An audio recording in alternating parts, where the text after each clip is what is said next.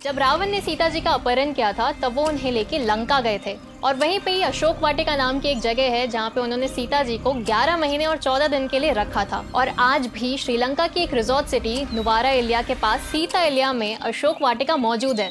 हैरानी की बात है कि त्रेता युग में हुई रामायण की अशोक वाटिका आपको आज के कलयुग में भी देखने मिल जाएगी। Shocking isn't it? आप श्रीलंका की टिकट लेके वहां जाके एक्चुअल में अशोक वाटिका को देख सकते हो।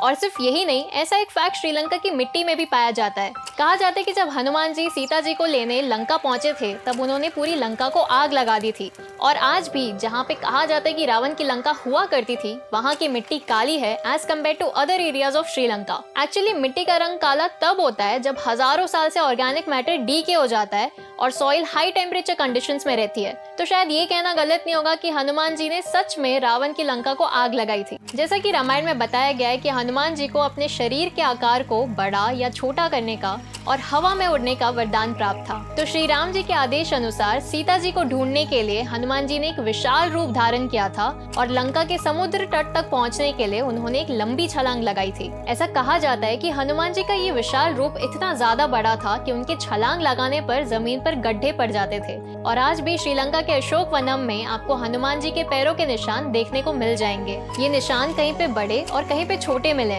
इससे पता चलता है कि हनुमान जी अपने शरीर के आकार को बड़ा या छोटा कर सकते थे। इनफैक्ट सिर्फ श्रीलंका में ही नहीं, उनके फुटप्रिंट के एविडेंस पूरे एशिया में मौजूद है, जिसमें से एक फुटप्रिंट का मार्क आपको आंध्र प्रदेश में भी देखने मिल जाएगा। आंध्र प्रदेश से करीब 100 किलोमीटर की दूरी पर रामेश्वरम नाम का एक शहर है। रामायण के अनुसार यहीं से ही राम जी और उनके वानरों की फौज ने हर एक पत्थर पर राम लिखा था और वो पत्थर पानी में तैरने लगे थे।